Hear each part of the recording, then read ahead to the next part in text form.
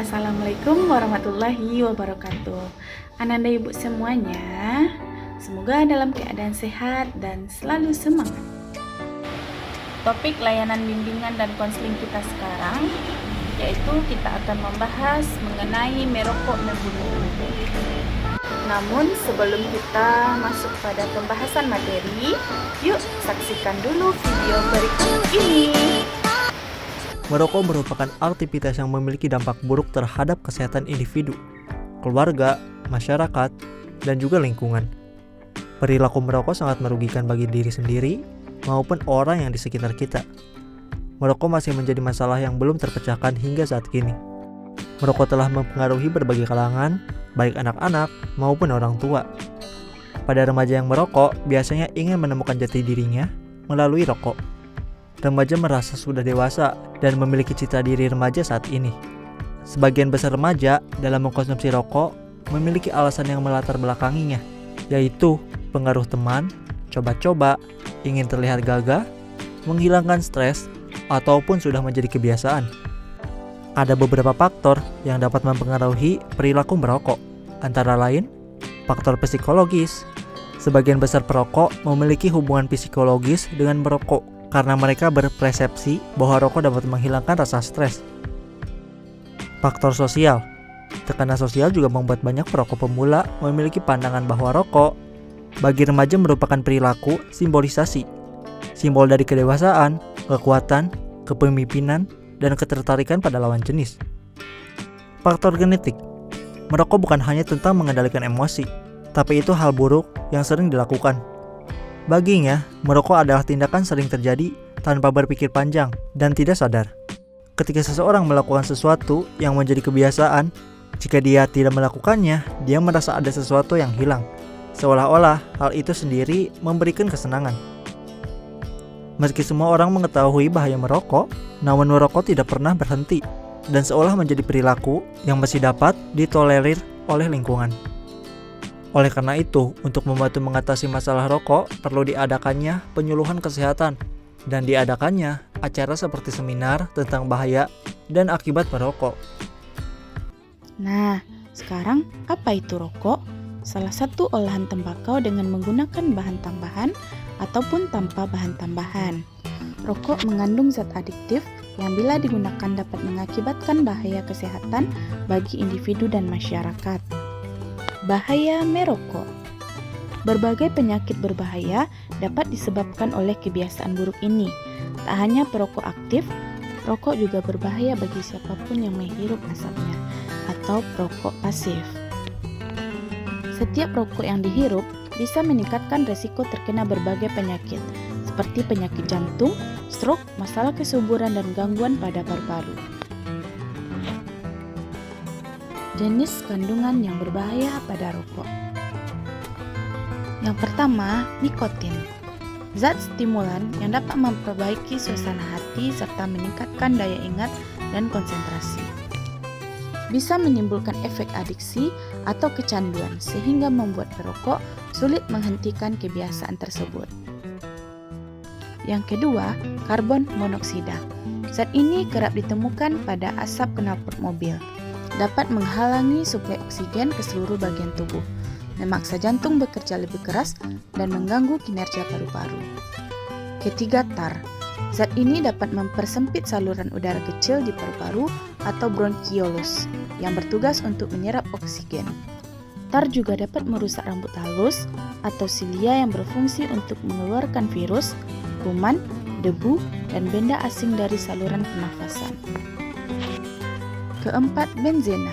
Benzena dapat ditemukan dalam pestisida dan bahan bakar minyak atau bensin. Benzena dalam rokok dapat meningkatkan risiko terjadinya leukemia dan kondisi kelainan darah lainnya. Pembahasan kita berikutnya, bahaya merokok bagi kesehatan.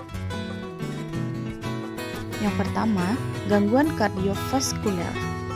Orang yang sering merokok, baik merokok secara aktif atau hanya menghirup asap rokok dari orang sekitarnya, beresiko lebih tinggi terkena penyakit kardiovaskuler seperti penyakit jantung dan stroke.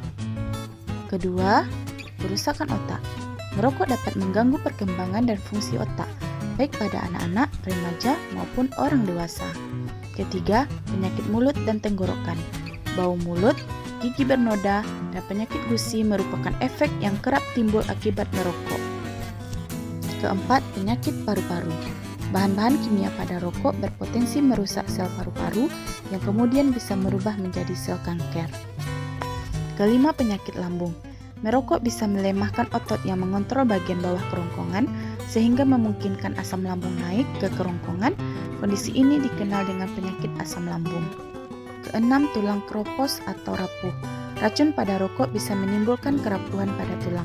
Oleh karena itu, perokok lebih berisiko mengalami tulang rapuh atau osteoporosis. Ketujuh, penuaan dini. Tanda-tanda penuaan dini seperti kerutan di sekitar mata dan mulut berisiko muncul lebih awal pada perokok aktif. 8. Masalah pada organ reproduksi. Merokok bisa mengganggu sistem reproduksi dan kesuburan. Pada pria, merokok bisa menyebabkan gangguan ereksi dan mengurangi produksi sperma.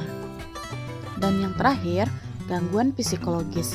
Selain penyakit fisik, merokok juga dapat menimbulkan gangguan psikologis seperti gangguan cemas, depresi, dan susah tidur.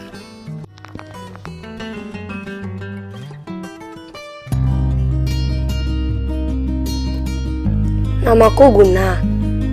Aku sudah biasa menunggu jemputan di sini sendiri. Tapi hari ini tidak seperti biasanya.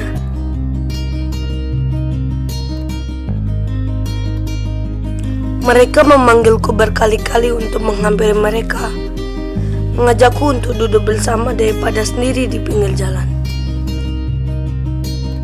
Mereka kelihatannya ramah, tapi pandanganku terfokus pada tangannya.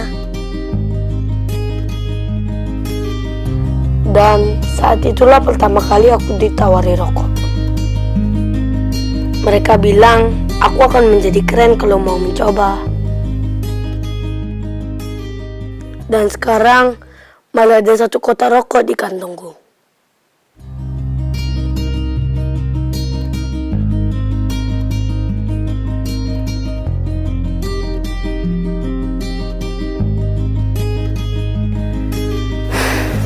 Aku bingung, mau aku apakan rokok ini?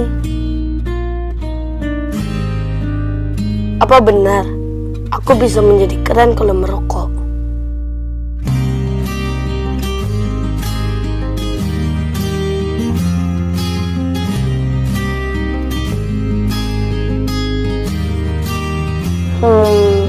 Aku hanya melihat gambar-gambar menyeramkan di internet. Tapi, kenapa ya bisa mereka bilang ini keren? Malam itu, ibuku menemukan kotak rokok yang aku bawa pulang tadi. Lengkap dengan laptopku yang masih menyala.